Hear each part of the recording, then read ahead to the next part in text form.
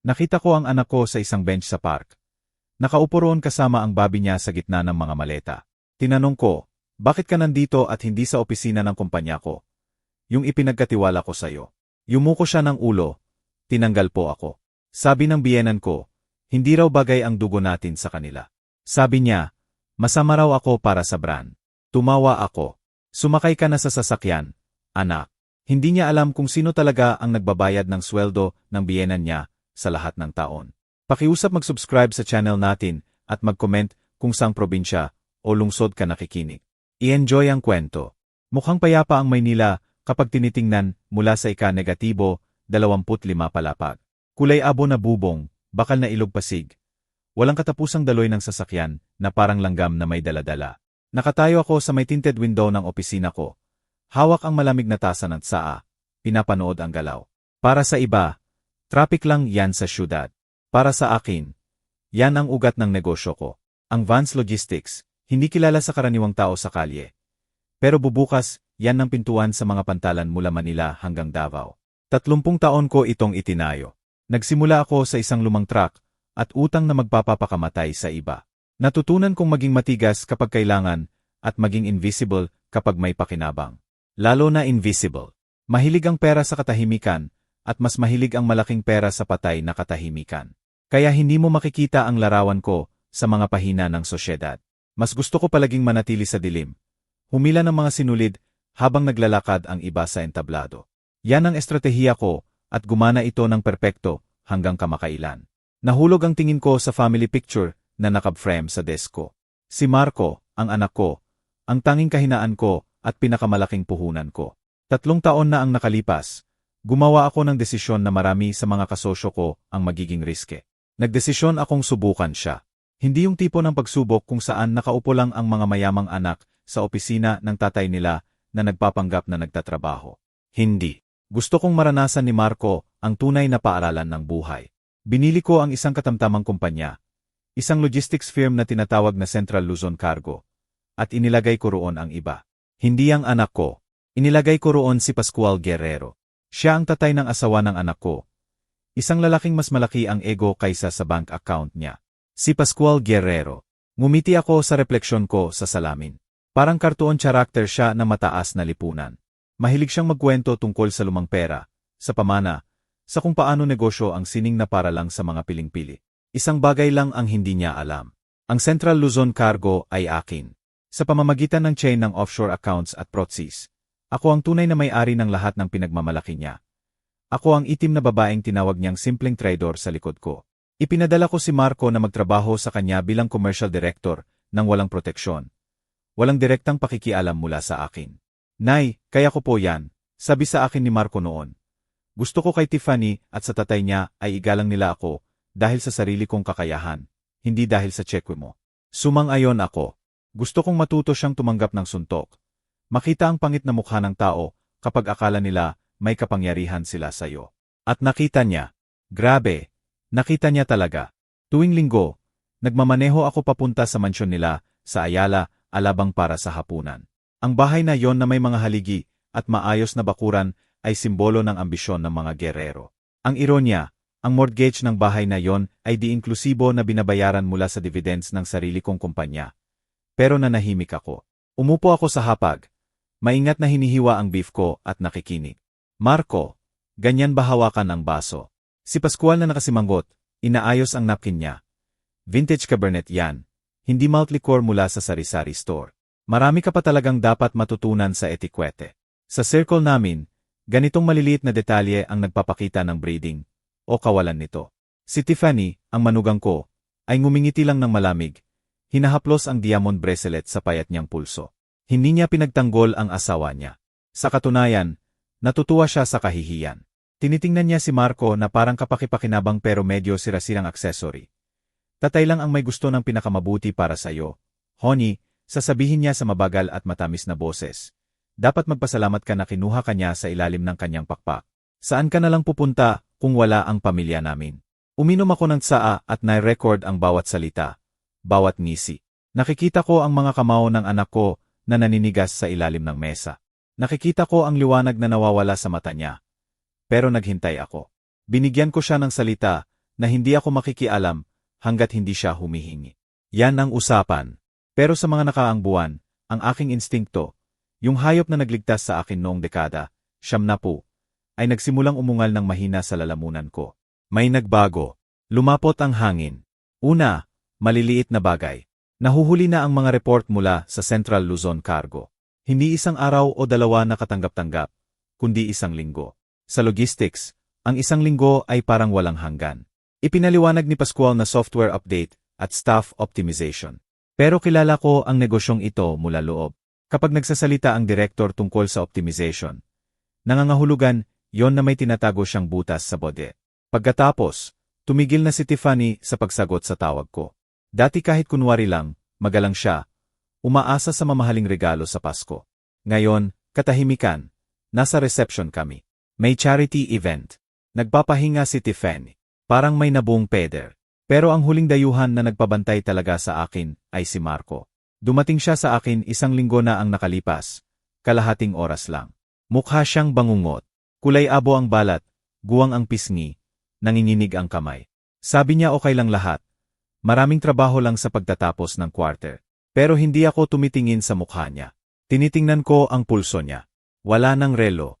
Ang Patek Philippe na ibinigay ko sa kanya noong ika-negatibo, 30 kaarawan niya.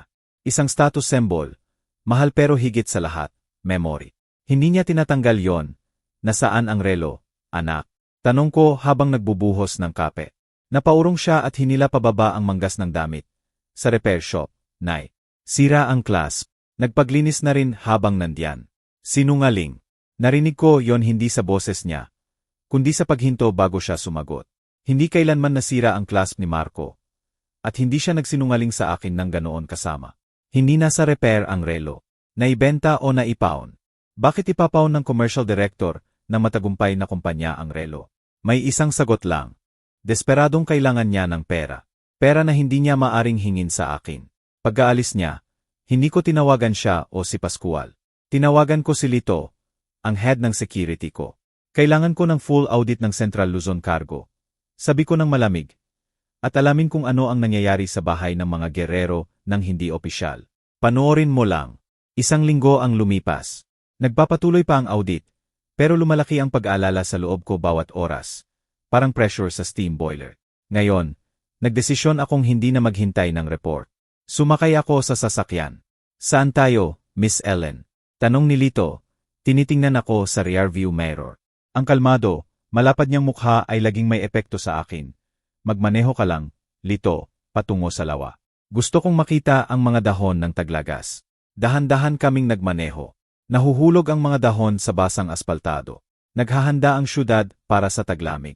Dumaan kami sa mga elite subdivision, kung saan sa likod ng matataas na bakod, ay nakatago ang mga peking buhay na puno ng kunwaring kisla. Alam ko ang presyo ng kislap na yon.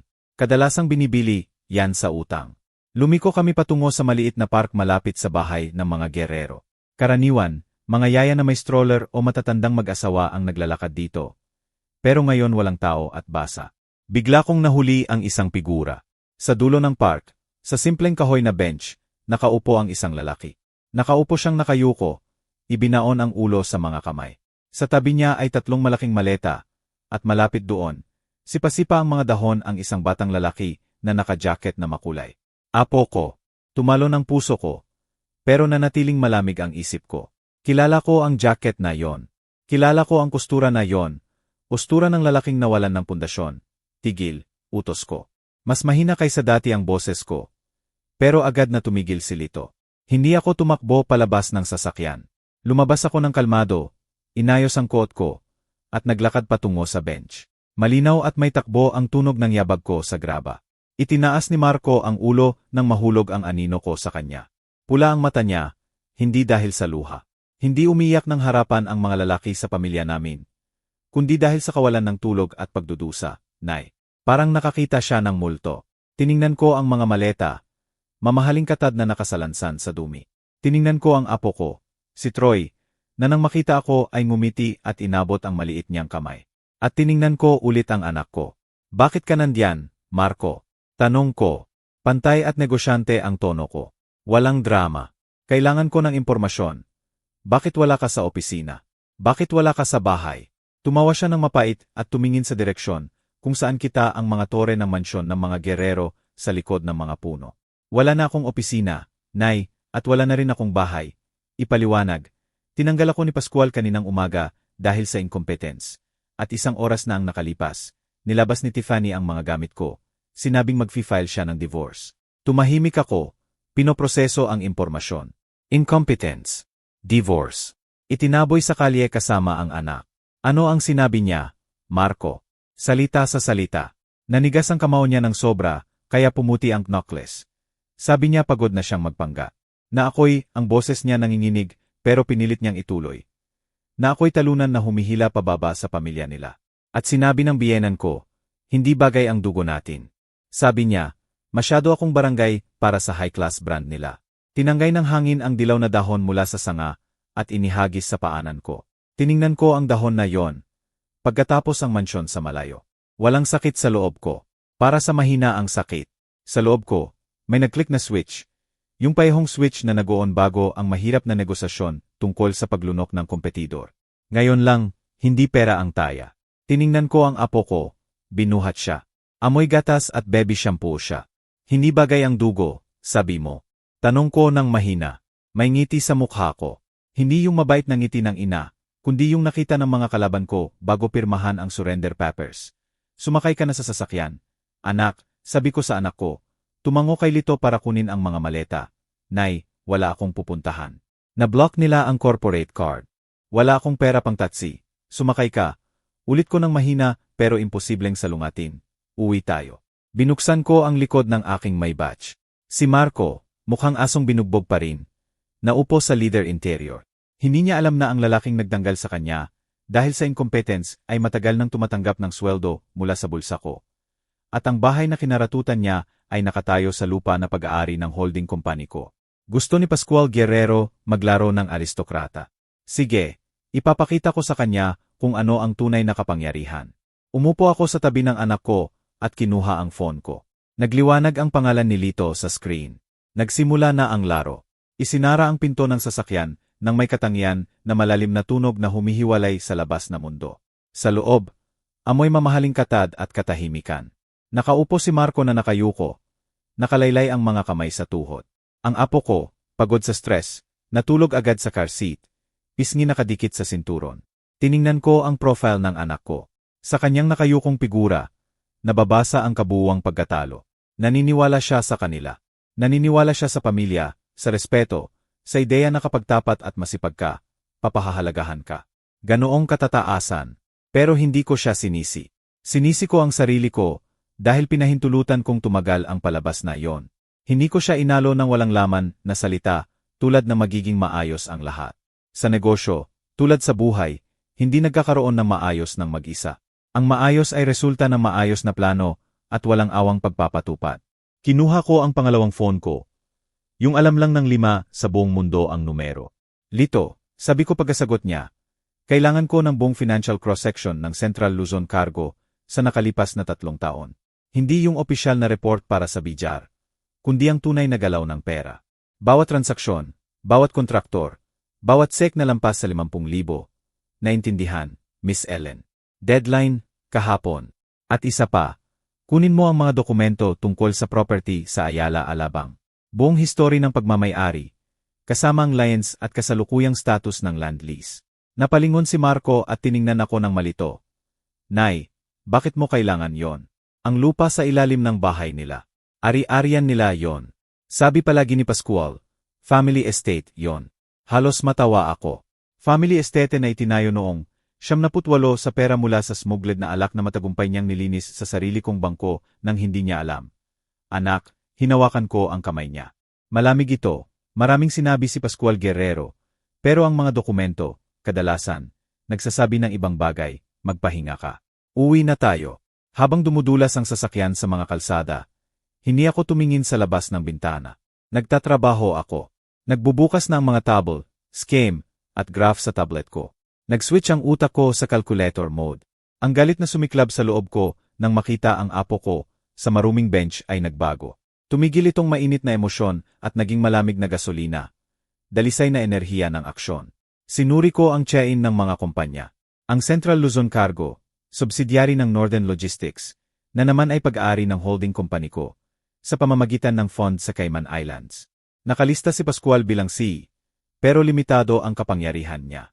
Ayon sa charter, isang charter na matagal na niyang hindi binasa o akala niya ay nakalimutan ko na ang mga probisyon nito. At narito ang lupa, ang lote sa Ayala, Alabang. Formal, pag-aari ng mga Guerrero ang bahay. Pero ang lupa ay nasa long-term lease mula sa Zenith Development. At 100% ng shares ng Zenith Development ay nasa safe ng opisina ko. Mag-i-expire ang lease agreement. Tumingin ako sa PETSA. Sa 2 buwan, at may probisyon tungkol sa karapatan ng lessor na unilaterally i-review ang kondisyon sakaling may bad faith ang tenant. Bad faith.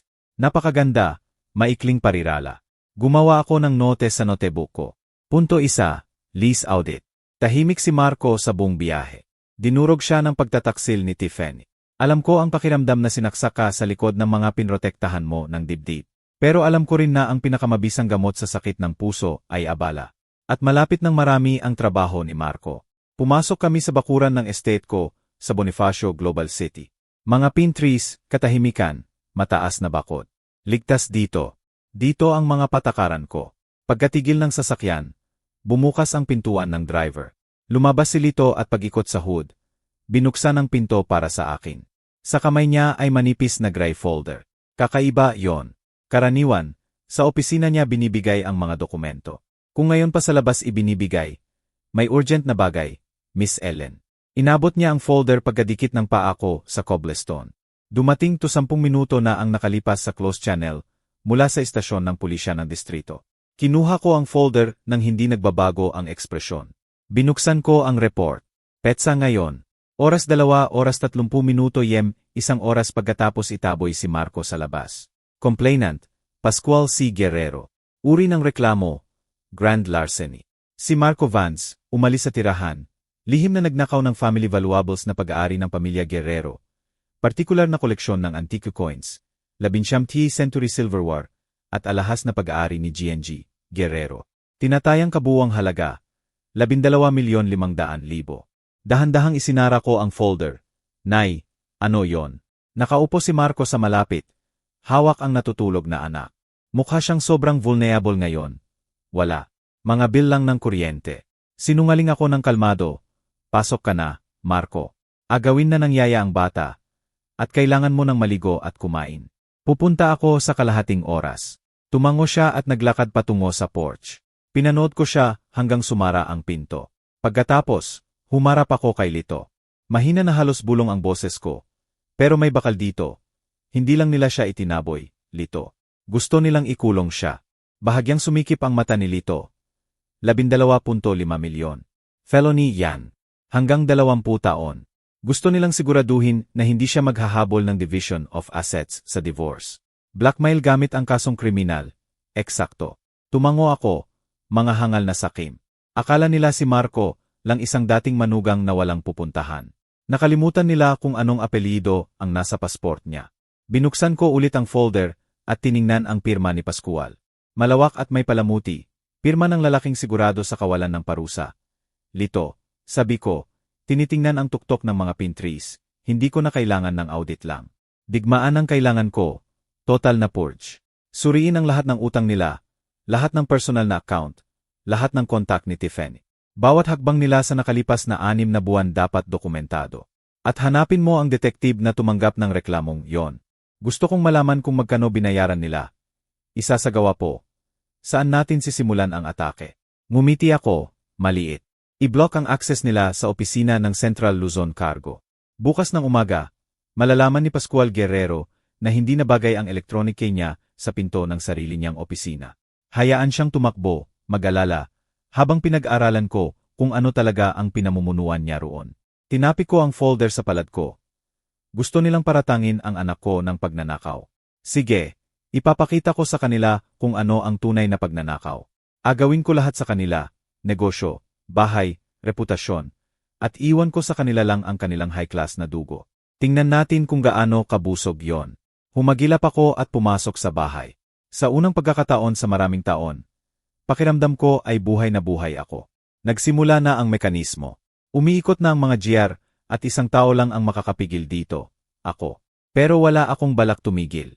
Ang opisina sa ikalawang palapag ng bahay ko ay naging operasyon headquarters. Ang malaking oak desk ay puno ng dokumento. At sa dingding ay nakasabit ang whiteboard kung saan sinimulan ko nang iguhit ang diagram ng koneksyon ng mga gerero. Nakaupo si Marco sa tapat ko. Maputla pero kalmado na. Sa tabi niya ay dalawa sa pinakamahusay kong abogado, si Ana at Victor. Walang unnecessary na tanong. Puro tuyong paglilinaw ng detalye. Marco, naalala mo ba? Tinapik ni Ana ang ballpen sa mesa. Pinirmahan mo ba tong Acceptance Act para sa containers mula China? August 12. Kumunot ang noo ng anak ko, hinimas ang sentido. Hindi po, noong Agosto nasa business trip ako sa Cebu. Physically impossible akong pumirma niyan. Pero ang pirma mo yan, sabi ni Victor, ipinakita ang scan, napakataas ng kalidad ng PEC. Pinapanood ko ang prosesong yon mula sa gilid, nakaupo sa upuan ko. Hindi ko kailangang makialam sa detalye. Alam ng mga tao ko ang trabaho nila. Global ang tungkulin ko. Binuksan ko ang laptop ko at nag-login sa banking interface ng holding company. Berde ang mga linya sa screen. Active credit lines ng subsidiaries. Kasama roon ang Central Luzon Cargo. Overdraft limit, 50 milyon. Yan ang perang pinamumuhay ng kumpanya sa cash gaps. Nagbabayad ng sweldo, renta, customs. Kung wala tong karayom na to, malulunod ang negosyo ni Pascual sa loob ng isang linggo. Inilagay ko ang cursor sa suspend service button. Natigilan ang daliri ko saglit. Hindi dahil sa duda, kundi sa antisipasyon.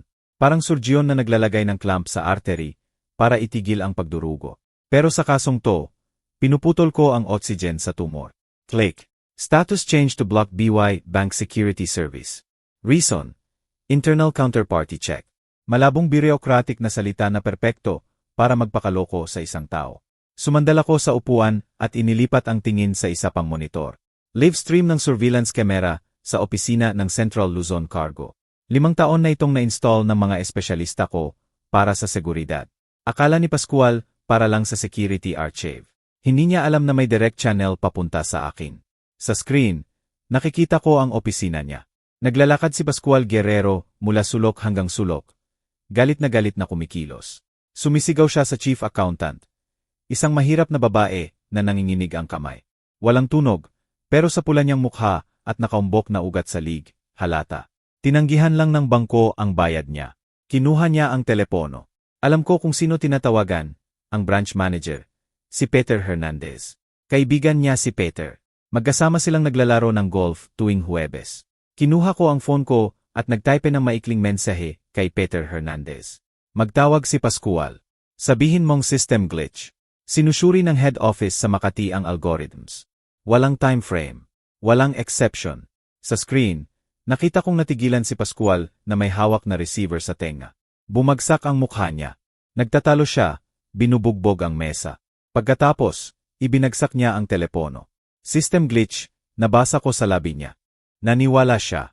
Siyempre naniwala siya. Sa pananaw niya, siya ang importanteng ibon at ang bangko ay serbisyo lang. Hindi niya maisip na ang bangko ay ako. Naupo siya sa upuan, binuksan ang necktie, at nagbuhos ng tubig. Nakikita mong pinapakalma niya ang sarili. Nonsense lang yan. Bukas ayusin na. Hindi niya naiintindihan na hindi ito sira. Tourniquet ito at dahan-dahan kong hihigpitan. Nay. Ang boses ni Marco ang nagpull sa akin mula sa pagmumuni. May nakita pa kami. Tingnan mo. Inabot niya sa akin ang printout. Loan agreement sa pangalan niya mula sa private individual na 2.5 milyon na may collateral na kotse niya. Hindi ko pinirmahan to. Sino ang nagpautang? Tanong ko habang iniskan ang text. Fast cash lending. Nagpalitan kami ng tingin ni Lito na nakatayo sa pinto. Tumango siya at umalis. Sa loob ng 10 minuto, magkakaroon ako ng dossier sa fast cash na yan. Malamang shell company ni Pascual. Primitive ang eskema. Tulad ng lahat ng ginagawa ng aristokratang to. Ibitin ang utang sa manugang, kunin ang ari-arian, at isilid ang cash sa sariling bulsa. Huwag kang mag-alala, sabi ko sa anak ko. Ang papel na yan ay hindi katumbas ng tinta. Magpapatakbo tayo ng handwriting analysis. Pero una, nag-vibrate ang phone ko sa mesa ni Marco. Lumitaw ang larawan ni Tiffany sa screen. Katahimikan ang bumalot sa kwarto. Inabot ni Marco ang phone, pero sinagawan ko ang kamay niya. Speaker mo at manahimik ka. Ako ang magsasalita. Hindi, hintayin mo. Mabilis akong nagbago ng isip. Kung ako ang sumagot, magdududa siya. Kailangan niyang isipin na durog na at mag-isa si Marco. Sagot mo, utos ko, pero walang pangako. Makinig ka lang at i-record ang tawag. Huminga ng malalim si Marco.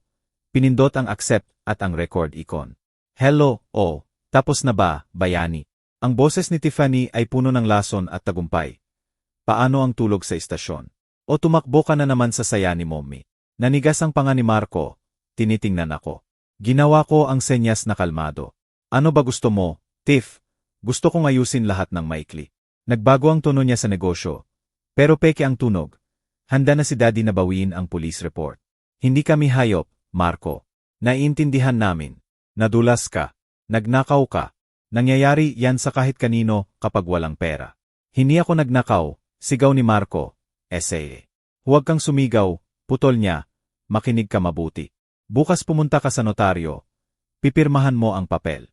Formalidad lang yan. Pag-amin na kumuha ka ng pera mula sa cash register ng kumpanya bilang utang at nangako kang ibalik. Maliit lang ang halaga, 5 milyon lang. 5 milyon.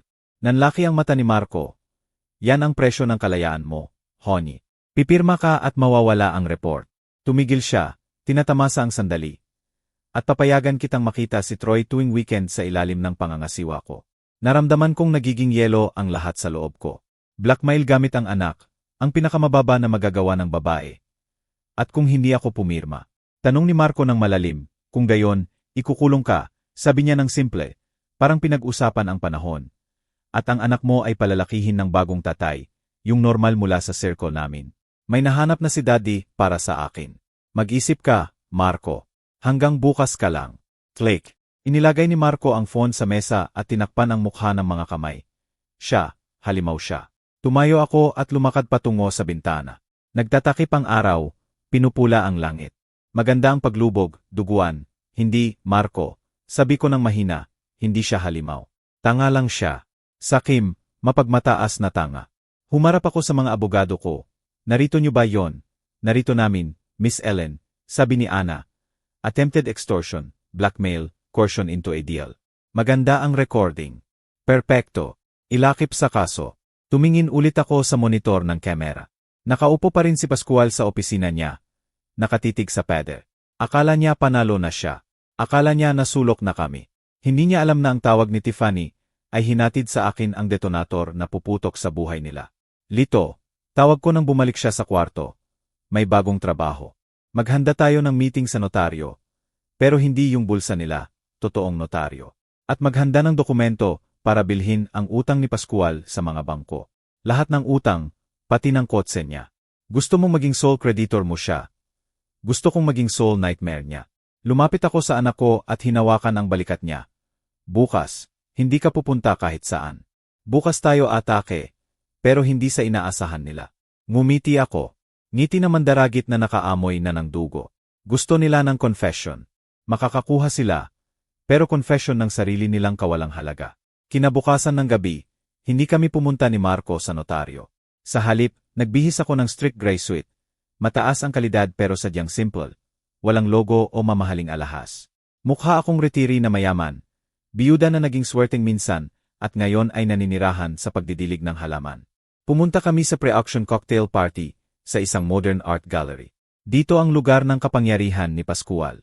Narito ang mga gallery owner, antique dealer, tagapagmana ng lumang pangalan, at syempre ang mga bagong mayaman na desperadong bumili ng kasaysayan. Naroon sina Pascual at Tiffany. Kumikinang sila. Si Tiffany, nakatsampag colored dress na binili sigurado gamit ang corporate card ng Central Luzon Cargo sa ilalim ng entertainment expense. Hawak ang baso na parang setro. Si Pascual, pula sa alak, sentro ng atensyon ng maliit na grupo. Kumuha ako ng baso ng mineral water at tumayo sa lilim ng haligi malapit sa circle nila. Walang nakapansin sa akin. Background lang ako. Parte ng dekorasyon. Grabe, ano ang drama, sabi ni Tiffany ng teatral. Paikot-ikot ang mata. Bigla na lang nawala si Marco. Hindi kinaya ang pressure. Alam mo naman, sa antas na to ng negosyo, kailangan ng bakal na ugat. At siya, sabihin na lang natin, masyado siyang simple para rito. Barangay background. Naiintindihan mo. Tumango ang ilang ginang ng may awa. Pobre Tiff, naiwan mag-isa kasama ang anak at negosyo sa kamay. Huwag naman, sabat ni Pascual, inaayos ang bauti. kaya namin. Ang pamilya Guerrero ay nakaligtas na sa mas malala. Nililinis lang namin ang sarili sa balas. Minsan kailangan putulin ang bulok na sanga para lumago ang puno. By the way, mga Ginoo, may magandang balita ako. Umabot na sa bagong level ang kumpanya namin. May malaking investor na darating mula Europa. Halos mabilaukan ako sa tubig. Investor mula Europa na may blocked account at zero balance. Hindi na kasinungalingan to. Fantasya na. Pero nakikinig ang mga tao. Tumango sila. Naniwala sila sa magandang laawan. Napansin ako ni Pascual. Saglit na kumislap ang inis sa mata niya na parang may mansa sa tablecloth. Pero agad niyang isinuot ang mask ng marangal na condescension at lumapit sa akin. GNG. Vance, sabi niya ng malakas, naakit ang atensyon ng iba. Anong sorpresa? Nagdesisyon kang lumabas sa lipunan. Lumapit siya, binababad ako sa amoy ng mamahaling pabango at alak. Dumating ako para marinig ang mga tagumpay mo. Pascual, sabi ko ng mahina, tinitingnan siya diretso sa ilong. At para malaman kung kumusta ang apo ko. Ngumiti siya ng mapagbigay at tinapik ang balikat ko. Halos hindi ko napigilan na iwaksi ang kamay niya. Maganda ang apo. May bagong yaya na may Oxford accent. Tungkol naman sa tagumpay, matagal ko nang gustong sabihin sa'yo. GNG, Vance. Si Marco, mabuting bata. Talagang marunong, pero hindi agila. Wala siyang breeding, pag-unawa sa subtle na bagay. Sinubukan naming itaas siya, turuan, pero matigas ang genes. Huwag kang magtampo, pero hindi niya kaya ang bigat namin. Hintay, ulit ko na parang etso. Naiintindihan ko. Hintay, nabuhayan siya. Malaking negosyo ay laro para sa mga hinirang. Kailangan ng saklaw, tapang, koneksyon. At si Marco, binibilang niya ang bawat sentimos na natipid sa paperclip. Pettiness ay tanda ng kahirapan ng espiritu. Pero huwag kang mag-alala, alagaan namin siya. Kung pipirma siya ng papeles, hindi namin siya papayagang magutom. Baka ilagay namin siya bilang driver sa fleet namin. Mahilig siya sa sasakyan. Tumango ako, uminom ng tubig para itago ang ngisi ko. Driver sa fleet na binili ko. Napakabuti mo, Pascual, ginagawa namin. Lumaki ang dibdib niya ng mayabang, pasensya na. Negosyo ang naghihintay. Ayaw maghintay ng investors, alam mo. Lumiko siya at naglakad papasok sa hall. Sinundan ko siya ng tingin. Hindi siya pumunta sa grupo ng mga banker. Hindi sa mga sikat na patron. Pumunta siya sa malayong sulok patungo sa service exit, kung saan nakatayo ang isang pandak na kalbo na may likot ang mata. Kilala ko ang lalaking yon. Boris ang bukang liwayway. Sa ilang circle, kilala siya bilang cleaner. Pero hindi siya naglalaban ng sahig. Nililinis niya ang problemang asset. Binibili ang ninakaw na gamit, nililikidate ang bankrupt na property sa mura, tinutulungan na mawala ang inventory ng bodega. Kung nakikipag-usap si Pascual kay Boris, isang bagay lang ang ibig sabihin. Hindi siya naghahanap ng investor, naghahanap siya ng fence.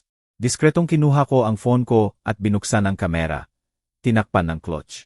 Ang zoom ay sapat para malinaw na makita ang mukha nila. Nagpapaliwanag si Pascual ng mainit. Itinuturo ang screen ng smartphone niya. Nakinig si Boris, paikot-ikot ang labi ng may duda.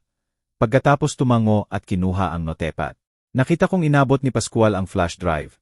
Maliit na itim na flash drive. Ano ang laman? Client database, logistics scheme, o dokumento ng kagamitan. Naalala ko ang sinabi ni Pascual tungkol sa balas. Hindi lang niya itinaboy si Marco. Nagdesisyon siyang ibenta ang asset ng kumpanya bago ako makialam. Akala niya pansamantala lang ang bank glitch at kailangan niya ng cash ngayon para takpan ang butas. Ibinenta niya ang mga truck ko, para sa cash, sa ilalim ng mesa. Hindi na pagnanakaw lang to. Grand larceny na ito na ginawa ng grupo ng may plano. Naramdaman kong nag-vibrate ang phone ko. Mensahe mula kay Lito, Miss Ellen, nabuksan na namin ang correspondence nila. Naghahanda sila ng pagbenta ng isa zero-trailer truck bukas ng umaga. Buyer ay konektado sa organized crime. Presyo 30% ng market value. Cash. Tiningnan ko si Pascual.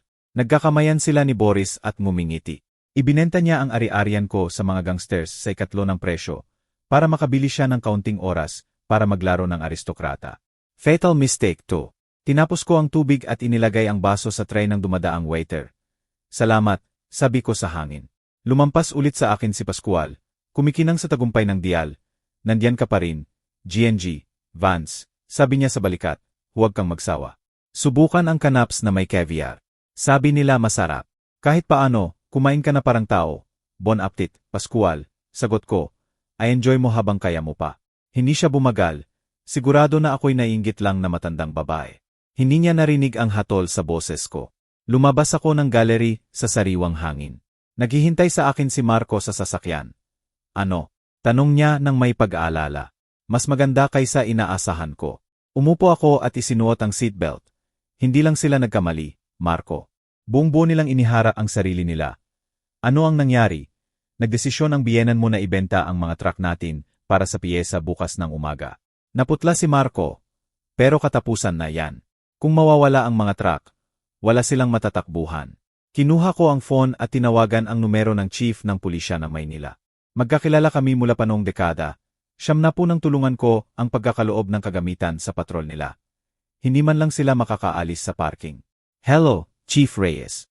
Magandang gabi. Si Ellen Vancito. Matagal na.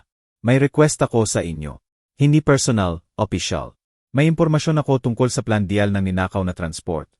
Isa 0 trailer trucks bukas ng umaga. Ibibigay ko ang plate number at address. Kailangan dakpin ang seller at buyer ng sabay-sabay. Eksakto. Salamat. Utang na loob ko sa inyo. Binaba ko ang tawag at tiningnan ang anak ko. Bukas, makakatanggap si Pascual Guerrero ng investment tranche sa anyo ng Posas. Pero simula pa lang to. Gusto kong malaman kung saan niya inilagay ang ninakaw niyang pera bago nito. At bakit siya kumpiyansa na makipag-ugnayan kay Boris. May mas malalim pa roon. Umandar ang sasakyan. Tiningnan ko ang ilaw ng gabi sa syudad. Akala ni Pascual ako'y walang muwang na matandang babae. Hindi niya alam na ako ang iceberg na kakikitaan lang ng butas sa kanyang Titanic. At pumapasok na ang tubig sa bodega. Hindi ako nakatulog buong gabi, hindi dahil sa excitement. Matagal nang napalitan, yon ng malamig na konsentrasyon, kundi sa antisipasyon. Sa umaga, dapat dalhin ni Lito ang resulta ng full audit. Kasama ang na-recover na deleted files mula sa server ng Central Luzon Cargo. Sa alas 7 ng umaga, nakaupo na ako sa opisina ko. May tasa na matapang na kape sa harap ko. Hindi hinawakan. Bumukas ang pinto ng walang katok. Pumasok si Lito, at sa mukha niya, naintindihan ko. Mas malala pa sa inaasahan natin. Karaniwan, parang konkreto ang mukha niya. Pero ngayon may matigas na pagkasuklam sa sulok ng labi niya. Inilagay niya sa mesa ang makapal na itim na folder. Hindi gray tulad ng dati, kundi itim. Yan ang aming hindi sinasabi na code. Critical threat, basahin mo, Miss Ellen. Mag-ingat ka lang. Binuksan ko ang folder. Una, ang report sa credit history ni Marco. Iniskan ko ang mga numero at naramdaman kong umagos ang dugo mula sa mukha ko. Hindi dahil sa takot, kundi sa pagkasuklam. Sa pangalan ng anak ko, 12 utang ang kinuha sa iba't ibang bangko. Mula major hanggang payday lenders. Kabuuang halaga, 75 milyon. Petsa ng paglabas, sa nakalipas na 6 na buwan. Pirma, Marco Vance. Pinatunayan ng forensics, sabi ni Lito ng malalim. Mataas ang kalidad ng fake gamit ang plotter. Pero hindi yon ang pinakamalala. Tingnan ang page 5. Binuksan ko ang pahina. May scan ng surety agreements. Para sa mga utang na yon, ang guarantor ay Central Luzon Cargo, at ang collateral ay personal na ari-arian ng General Director. Sa papel, si Marco ang kumuha ng pera at si Pascual, bilang mabuting biyenan, nagarantiya gamit ang asset ng kumpanya. Diabolical simple at cynical ang eskema. Kinuha nila ang pera, ipinadala sa offshore sa pamamagitan ng shell companies. Nakalaki pang listahan sa susunod na pahina, at ibinitin ang utang kay Marco. Kapag dumating ang oras ng bayad, plano nilang ideklara ang Central Luzon Cargo bilang bankrupt dahil sa ineffective management ng anak ko at ikulong siya dahil sa fraud. Hindi lang sila nagnakaw. Nagtatayo sila ng scaffold para sa kanya. Ladrilyo sa ladrilyo, buwan sa buwan. Habang kumakain tayo ng hapunan kasama sila tuwing linggo, habang ngumingiti si Tiffany sa asawa niya, methodically nilang inihahanda ang paggawasak niya. Hindi pa tapos, bumaba pa ang boses ni Lito. Nabuksan namin ang cloud storage ni Tiffany. Ang folder ay pinangalanan na Dirt. Inilagay niya ang tablet sa harap ko at pinindot ang play. Sa screen ay video mula sa hidden camera sa kwarto nila. Nakaupo si Marco sa gilid ng kama, pagod, malungkot. Naglalakad si Tiffany sa paligid niya. Mabait ang boses niya, pero ang mga salita, tama sa target. Marco, sobrang nerbiyos mo lately. Baka dapat uminom ka ng gamot. Naging agresibo ka na. Natatakot ang Bobby. Hindi ako agresibo, Tiff. Pagod lang ako. Sumabog si Marco, Nakikita mo, sumisigaw ka. Hindi ka stable. Quote ang video. Susunod na file. Isa pang provocation. Dinadala niya siya sa pagsigaw, sa luha, sa estado kung saan nawawalan ng kontrol ang tao. Hindi niya pinalalamig ang asawa. Tinuturuan niya ito tulad ng aso para maipakita ang mga recording na yon sa korte mamaya at sabihin, tingnan nyo, psycho siya. Hindi siya mapagkakatiwalaan sa anak. Pinindot ko ang pause. Hindi nanginginig ang kamay ko. Sa katunayan, naging bato ito. Kung hanggang ngayon ay may natitirang moral limitasyon ako. Sila man ay kamag-anak ng apo ko. Ngayon, nawala na lahat, sumingaw. Sa harap ko ay hindi tao. Parasito sila, mandaagit. Walang awa na parasito na kumakain sa buhay ng anak ko. May iba pa ba? Tanong ko sa malamig na tono. Ang pinakamahalaga sa dulo ng folder. Binuksan ko ang huling pahina at natigilan. Pledge Agreement. Borrower. Central Luzon Cargo LLC. Lender. Isang investment fund na rehistrado sa Cayman Islands. Halaga. 250 milyon. Collateral. General License para sa International Freight Transportation No. 78A1. Naging makapal at malagkit ang hangin sa opisina. License No. 78A1. Hindi yon ang license ng Central Luzon Cargo. Yan ang license ng parent company. Vance Logistics. Lisensya ko. Ang puso ng buong imperyo ko. Isang dokumento na kung wala, titigil ang daan-daang truck. Magsasara ang bodega. Mababagsak ang kontrata sa malalaking chain. Wala si Pascual na karapatan na hawakan ang dokumentong yon. Wala siyang access sa orihinal. Paano? Huminga ako. Gumawa sila ng duplikete. Sagot ni Lito. Sa pamamagitan ng korrupt na notaryo. Pinatunayan nila ang kopya bilang orihinal at ipinang pledge para sa utang. Dapat dumating ang pera sa account nila ngayong tanghali. Kung makukuha nila ang trench na yon, mawawala sila at pupunta ang mga kreditor sa atin para sa license. Dahan-dahang isinara ko ang folder. 250 milyon. Ang presyo kung saan hindi lang si Marco ang ibinenta nila, kundi ako rin. Akala nila matandang tanga ako na hindi mapapansin ang anumang bagay hanggat hindi huli ang lahat. Nag-all-in sila. Tumayo ako at lumakad patungo sa bintana. Sa baba sa bakuran, naglalaro si Marco kasama ang anak. Itinatapon niya ang bata sa ere at tumatawa ng malakas ang bata. Anak ko, apo ko, at gusto ng mga halimaw na ito na kunin ang lahat sa kanila. Kalayaan, kinabukasan, pangalan. Naramdaman ko ang pagtaas ng alon sa loob ko. Pero hindi ito histeria. Kapangyarihan ito. Kapangyarihan ng tsunami na nabuo na sa karagatan at ngayon ay hindi na mapipigilan patungo sa pampang. Lito. Sabi ko nang hindi lumilingon, ay block ang trench sa anumang paraan. Tawagan ng Bangko Sentral, ang NBI, ikonekta ang mga tao natin sa financial monitoring. Hindi dapat makarating sa kanila ang perang yon. Isasagawa po, at sa kanila. Humarap ako sa salamin sa tapat. Nakita ko ang refleksyon ko. Walang awa sa mata ko. Sa kanila, hindi lang natin sila titigilan. Bibigyan natin sila ng pagkakataon na higit pang ilibing ang sarili nila. Bumalik ako sa desk at kinuha ang telepono. Gusto ni Tiffany na magkita para makuha ang confession ni Marco. Hindi niya makukuha yon, pero makakakuha siya ng isa pang offer na hindi kayang tanggihan ng sakim niya. Tiningnan ko ang dokumento tungkol sa pledge ng license. Nagdaya sila ng lahat. Ibig sabihin, dapat mawala sa kanila ang lahat, kasama ang kalayaan nila. Tinawagan ko ang numero ni Tiffany. Hello, Tiff. Si Ellen Vance ito. Alam ko ang tungkol sa pulis. Alam ko ang utang ni Marco. Hindi, huwag kang mag-end call. Hindi ako tumatawag para makipag-away. Tumatawag ako para makipag-ayos. Gusto kong bilhin ang kalayaan niya. May pahinga sa kabilang linya. Narinig ko ang paghinga niya. Sakim, magulo na paghinga ng mandaragit na nakamoy na madaling biktima. Ano ang ipinapakita mo? Tanong niya ng maingat. Ang kondo ko sa The Fort at ang Summer House. Kapalit ng pagbawi ng report at pag-waive ng alimony, ang kondo. May halong tuwa sa boses niya, ang penthouse. Pero kailangan ko ng written guarantee. Siyempre, halos sumigaw siya sa tuwa. Kailan, ngayon? 3:00 sa Conservatory Caf. Mag-isa ka lang. Pinindot ko ang end call. Nakagat niya. Siyempre nakagat niya. Laging mahina sa sakim ang punto niya. Akala niya panalo na siya. Akala niya sumuko na ako. Hindi niya alam na pupunta ako sa meeting na yon hindi kasama ang condo documents. Pupunta ako roon kasama ang wire at tactical team na naghihintay sa signal ko sa katabing kwarto. Ipinang pledge ni Pascual ang imperyo ko. Sinubukan ni Tiffany na pagalitan ang isip ng anak ko. Ngayon, wala nang awa. Wala na kahit kailan. Ang conservatory calf ay hindi sinasadya ang napili. Tahimik na sulok sa gitna ng syudad. Lumulunod sa berde ng mga halaman at puno. Lumilikha ng ilusyon ng ginhawa at kaligtasan. Perpektong lugar para sa soul-to-soul talk at para sa bitag. Dumating ako ng 10 minuto na maaga. Kumuha ng mesa sa malalim na parte ng hall malapit sa bintana na nakatingin sa courtyard.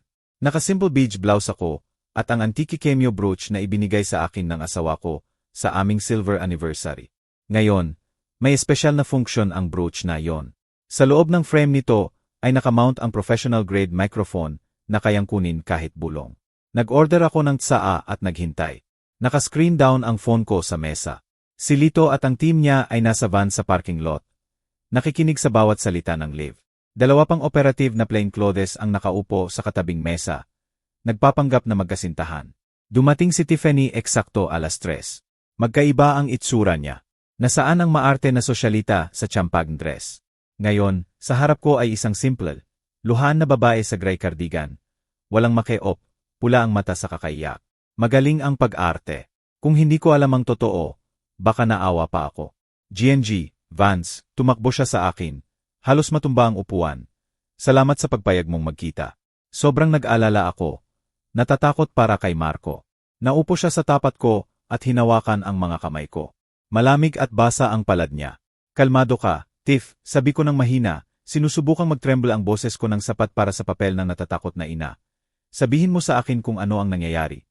Sabi ni Marco inosente siya. Pero GNG, Vance, humagulgol siya. Pinupunasan ng matagamit ang tissue. Si Marco, hindi na siya. Hindi ko alam kung ano ang nangyari sa kanya. Siguro sugal o masamang barkada. Kinuha niya lahat mula sa bahay. Ang family silver. Mga barya ni Daddy. Galit na galit si Daddy. Gusto niyang ikulong siya. Sabi niya, dapat nakakulong ang magnanakaw. Nakikinig ako at tumango. Tinitingnan ang tapat niyang mata. Nakikita ko kung paano niya sinusubaybayan ang reaksyon ko. Naniniwala ba ang matandang tanga? Natatakot ba siya? Pero kulungan yan, Tiff. Pinindot ko ang kamay ko sa dibdib malapit sa brooch. May anak kayo. Anak ninyo. Talagang papayag ka bang makulong ang tatay ng anak mo? Humigbi si Tiffany at binaba ang boses sa bulong na parang konspirasyon. Sinubukan ko, GNG, Vance. Nagmakaawa ako kay Daddy. Sabi ko, Daddy, kahawaan naman ang apo. Pero matigas siya. Malaki ang damage. 12.5 milyon plus moral damages.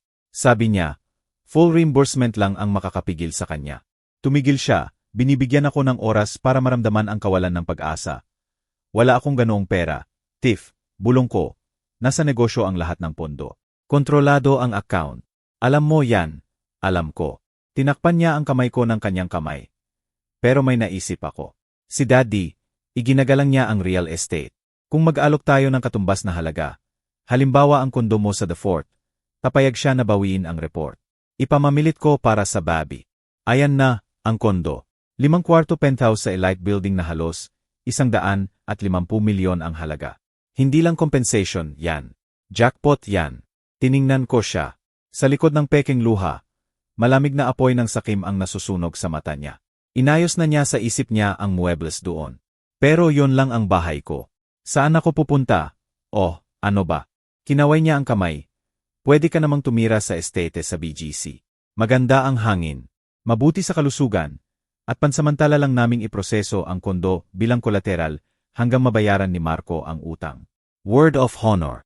Word of honor mula sa babaeng nagpalsipika ng pirma ng asawa at nai-record ang breakdown nito sa video. Huminga ako ng malalim.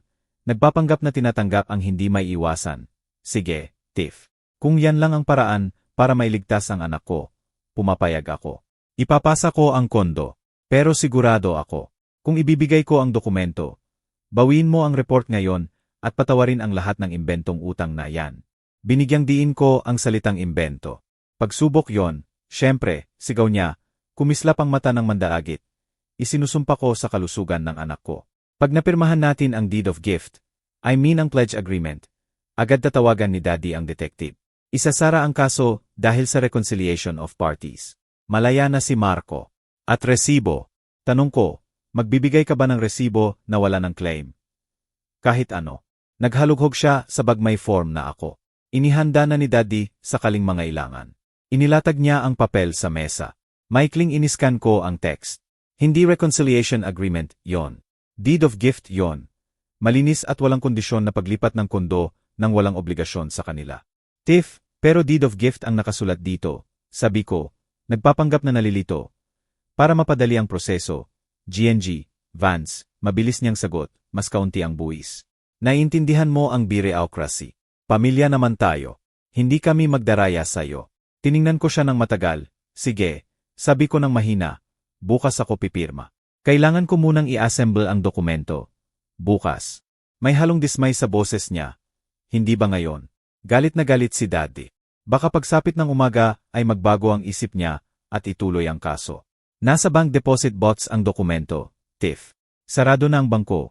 Bukas ng umaga 10:00 sa notaryo. Sige, sabi niya ng may pag-alinlangan. Itinago ulit ang papel sa bag 10:00. Pero huwag kang magpalete, please. Bawat minuto mahalaga. Tumayo siya. Hinalikan ako sa pisngi. Tuyo at mabilis ang halik, parang kagat ng ahas, at nagmadali patungo sa labas. Kita tayo bukas, GNG, Vance. Magiging maayos ang lahat. Naiwan akong nakaupo sa mesa. Dinala ng waiter ang bill. Binayaran ko. Nag-iwan ng generous tip. Lito. Nakuha mo ba yon? Tanong ko habang hinahawakan ang brooch. Bawat salita. Narinig ko sa earpiece. Extortion in the first degree. Fraud. Coercion into a transaction. Kompleto ang baukwet. Maganda. Subaybayan mo siya. Lumabas ako ng CAF at sumakay sa sasakyan ni Lito. Inabot niya sa akin ang tablet. Tingnan mo. Na-intercept namin ang mensahe niya. Sa screen ay screenshot ng text conversation. Tiffany, nakagat na matandang tanga. Atin na ang kondo.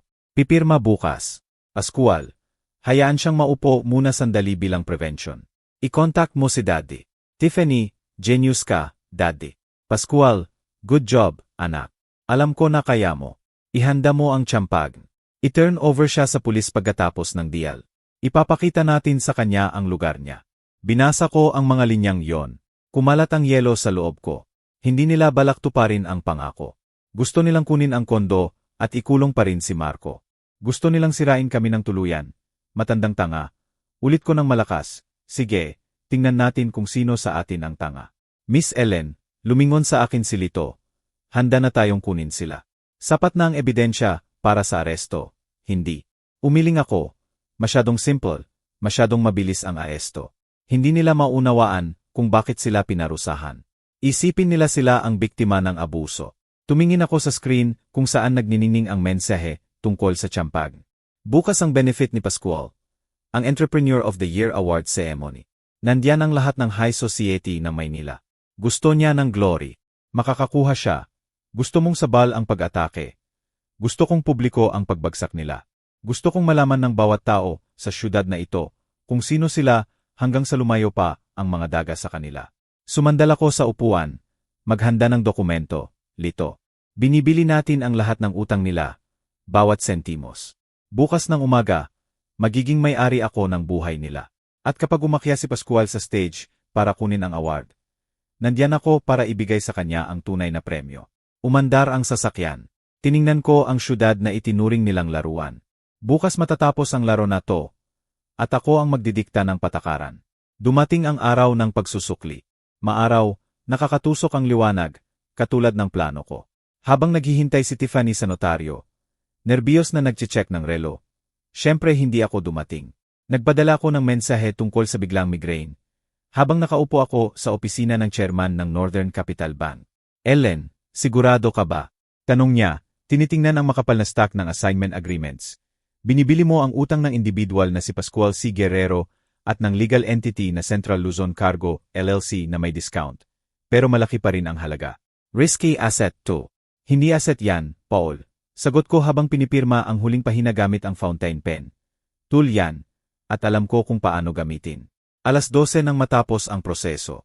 Ngayon, hindi lang ang lupa sa ilalim ng bahay nila ang pag-aari ko. Pag-aari ko na rin ang mortgage nila, ang car loan nila, ang overdraft, at pati ang utang sa credit card ni Tiffany na binubulagan niya sa mga bautike sa Hong Kong. Naging sole creditor ako, hukom, at berdugo nila, salamat. Tumayo ako at nakipagkamay sa banker. At isa pang request. I-block ang account nila. Lahat ngayon. Reason: suspicious activity at change of creditor. Isasagawa po. Lumabas ako sa kalye. Parang lalong sariwa ang hangin. Sumakay ako sa sasakyan kung saan naghihintay si Marco. Nakabagong tailored suit siya. Malinis ang pag-ahit, kalmado. Naibalik ko ang kumpiyansa niya. Naibalik ko siya sa lugar niya. Handa ka na ba? Tanong ko, opo, Nay Sage, tara na. Inaasahan tayo sa ball. Ang charity gala, Evening of White Knights, ay ginanap sa Shangri-La, Makati. Kumikinang ang karangyaan, ang mga piling-pili ng syudad. Si Pascual Guerrero ang dapat maging bituin ng gabi. Binibigyan siya ng Entrepreneur of the Year para sa innovative approach sa logistics. Innovative approach na binubuo ng pagnanakaw sa biyenan. Pumasok kami sa side entrance nang hindi napansin ng media. Kumuha ako ng upuan sa box na natatakpan ng velvet curtain. Mula rito, nasa palad ko ang buong hall. Nakita ko si Pascual. Nakatutsedo mula sa Brioni. Walang dudang binili gamit ang perang ninakaw sa kumpanya. Sa tabi niya, si Tiffany sa pulang damit na may malalim na neckline. Tumatawa sa biro ng ilang senador. Mukha silang panalo. Akala nila durog na ako at natalo si Marco. Pero may mali sa hangin ng kwarto. Mumingiti ang mga tao kay Pascual, nakikipagkamay, pero pag-aalis, agad nagbubulungan. Ang tingin ay hindi paghanga, kundi pagsusuri, mausisa. Parang tinitingnan ang tightrope walker na hindi pa alam na naputol na ang lubid. Naramdaman din iyon ni Pascual. Nakita ko siyang nerbiyos na inaayos ang necktie. Lalong napipilitan ang ngiti. Hinahanap niya ang mga partner, si Boris, pero wala sila roon. Si Boris, sa ngayon, ay nagbibigay na ng testimonya sa NBI office. Walang palya ang trabaho ng mga abogado at koneksyon ko. Alas 7:50 5 minuto bago umakyat si Pascual sa stage, binigyan ko ng signal si Lito. Oras na. Pinindot ni Lito ang buton sa tablet niya. Sa hall, tumunog ang phone ni Pascual. Kinuha niya ito mula sa bulsa ng kasual na parang abalang tao. Tiningnan ang screen, at natigilan. Sa pamamagitan ng binoculars, nakita ko ang pagkawala ng kulay sa mukha niya. Pumuti siya na parang puting damit niya. Mensahe mula sa bangko. Ang account mo ay na-seize. Na-block ang access sa pondo. Reason: suspicious transaction. Mangyaring makipag-ugnayan sa bagong creditor. Nagsimulang magmadali siyang magpindot sa screen.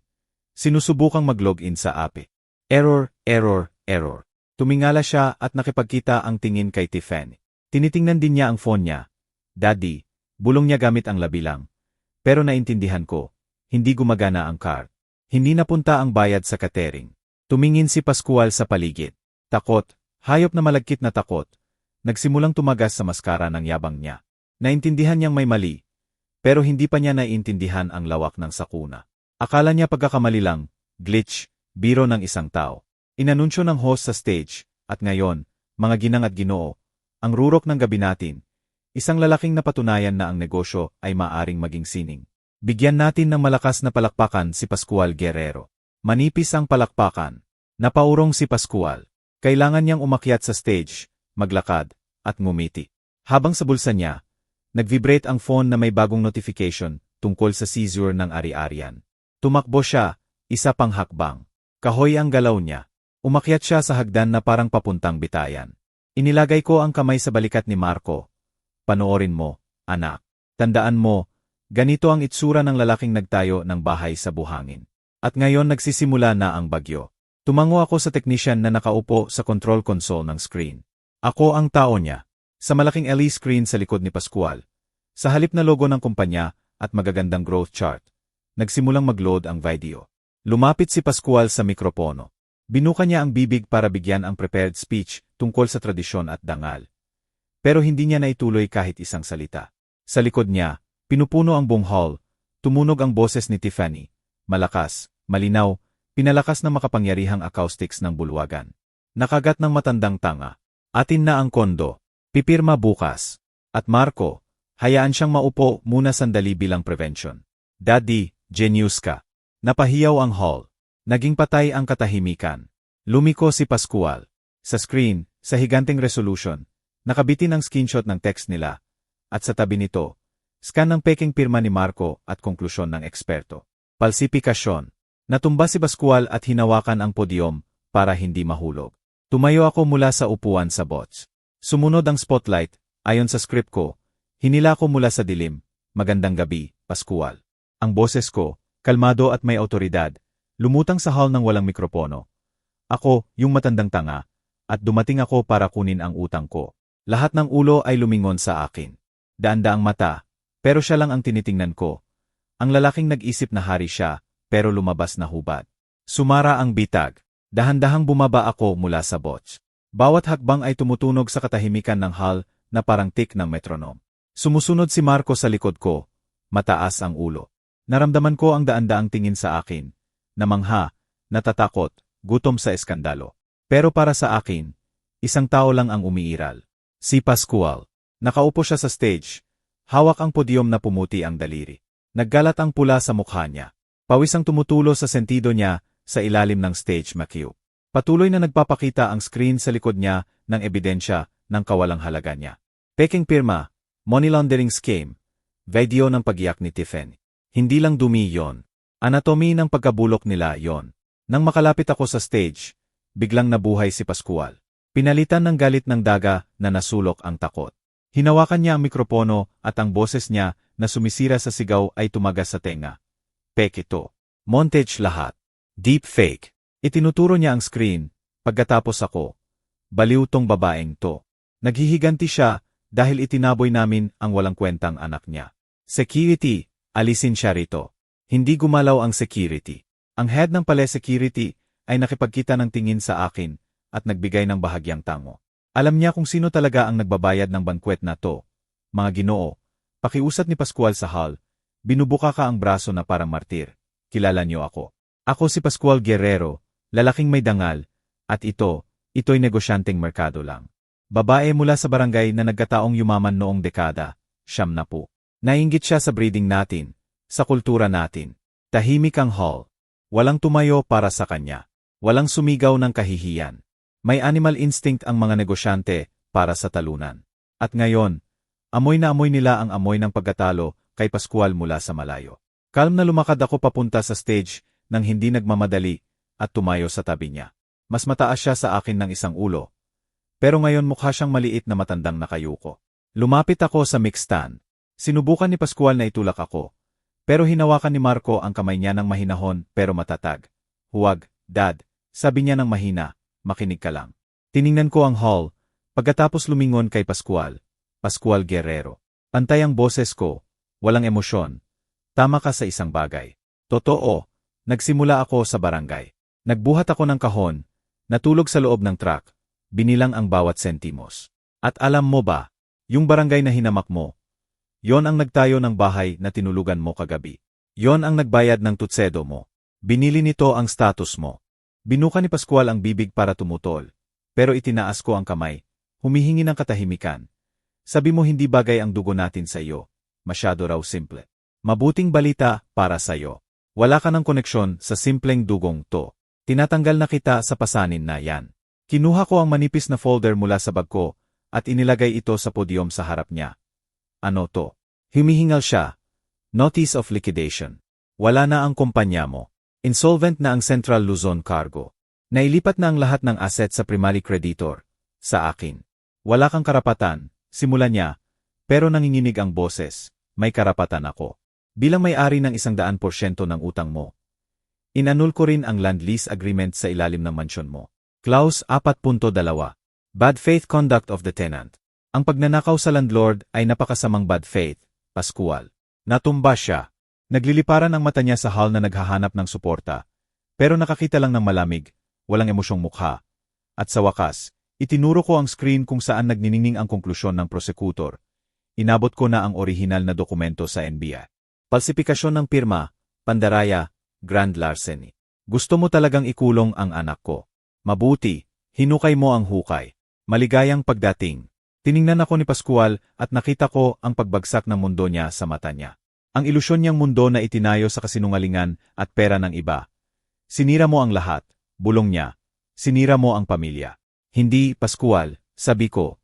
Binuksan ko lang ang ilaw. At lumabas na ang tinawag mong pamilya ay pugad ng ipis. At nangyari ang hinintay ko. Ang final chord ng hysteria nila. Si Tiffany, na nakatayo ng tulala sa gilid ng stage sa buong oras, biglang sumabog mula sa kinaroroonan. Baluktot ang mukha sa walang kontrol na galit. Puta! Sigaw niya, tumalon patungo sa akin. Nakabuka ang daliri. Tinututok ang kuko sa mukha ko. Galit ako sa'yo. Papatayin kita. Ibigay mo ang pera ko. Napahiyaw ang hall. Sumugod si Marco para itago ako. Pero huli na. Mula sa dilim ng wings, lumitaw si Lito at hinawakan ang kamay niya sa ere. Madali, propesyonal, walang labis na galaw. Nakabitin si Tiffany sa kapit ni Lito. Sipa-sipa ang paa sa hangin. Tumaas ang pulang damit. Kita ang katawa-tawa na lace underwear. Katapusan na. Katapusan ng imahe ng ginang. Katapusan ng dignidad. Maingat na inilapag ni Lito si Tiffany sa sahig. Pero hindi binbitawan ang kamay. Sa kabilang kamay, kinuha niya ang nakatiklop na papel mula sa bulsa at inilagay sa libreng palad niya. GNG, Tiffany Guerrero, binigkas niya sa walang emosyong bariton na naririnig kahit sa likod dahil sa mikropono sa stand. Ito ang eviction notice. Nagsisimula na ang marshals sa property. May 2 oras ka para kunin ang personal na gamit. Nakalakip ang listahan ng pinapayagang alisin. Ang alahas, balahibo, at art object ay nakumpiska para bayaran ang utang. Tiningnan ni Tiffany ang papel, pagkatapos ang tatay niya, at umungal. Hindi iyak yon. Uwang ng asong binugbog na kinuhaan ng buto. Daddy, gumawa ka ng paraan. Daddy. Pero wala nang magagawa si Daddy. Natumba si Pascual sa sahig mismo sa stage. Hinawakan ang ulo ng 2 kamay. Gumusot ang tutsedo. Nakaslide sa gilid ang bauti. Hindi ako ang bumagsak sa kanya, kundi ang sarili niyang sakim at katangahan. Tiningnan ko sila mula sa itaas. Sa mag-asawang ito na 1 oras pa lang ang nakalipas ay itinuring ang sarili na elite. Marco, sabi ko ng kalmado, tara na.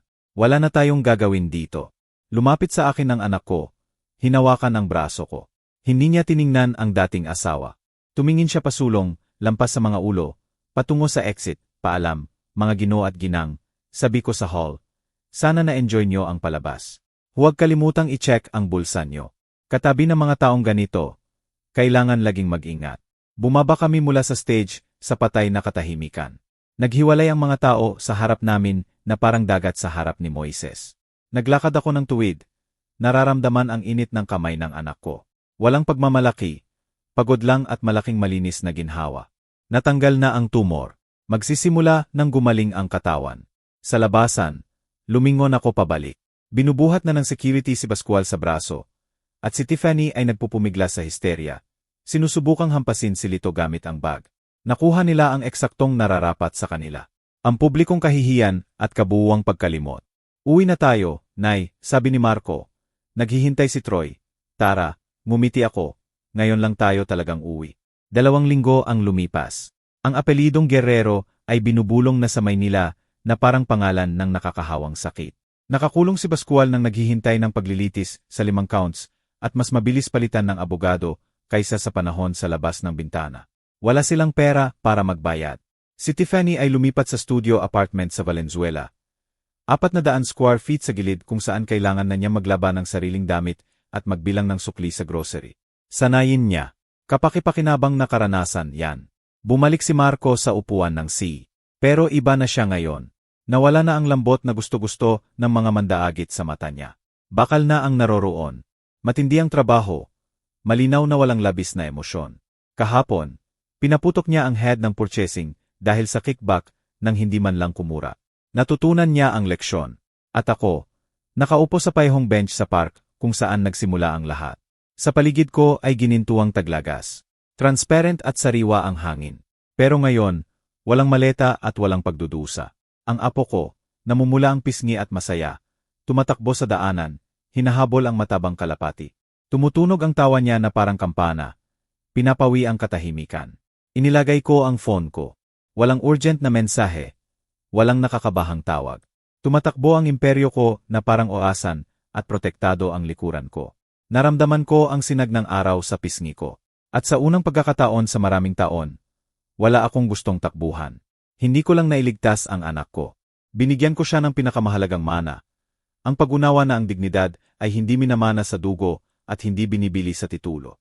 Dapat ipagtanggol araw-araw. Kinuha ko ang maliit, simpleng dermos mula sa bag ko.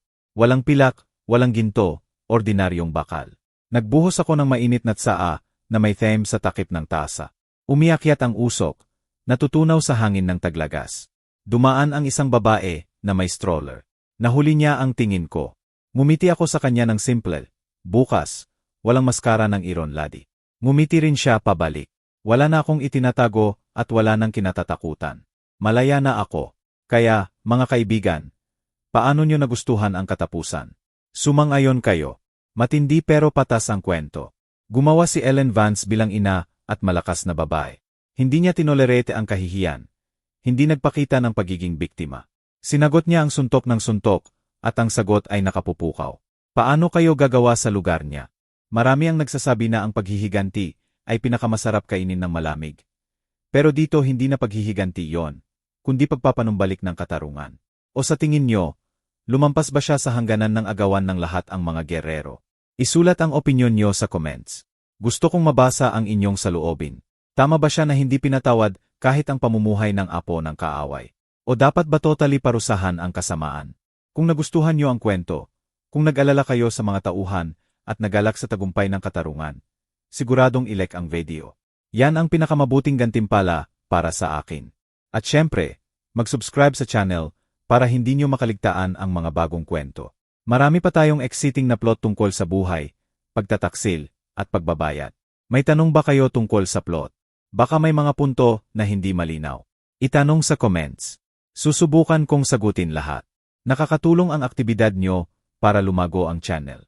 Naway maging mabuti kayong lahat. Sa dulo ng video na ito, lilitaw ang window sa gitna ng screen.